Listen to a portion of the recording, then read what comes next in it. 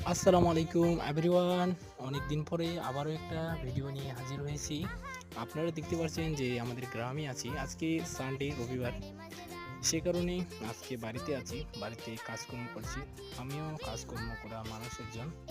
So আমি দেখাতে চলছি আমাদের ধানের ক্ষেত, আমাদের গ্রামের। বিশেষ করে আমি আমার গ্রামের আমার নিজের ক্ষেতে হাজির হয়েছি। এই যে অর্ধেকটা জমিতে ধান নেই, এখনো অনেক ধান নেই, কোনো জায়গায় ধান নেই। এই যে দেখো, অর্ধেকটা জমিতে ধান আছে। তো এটা আমাদের ধান।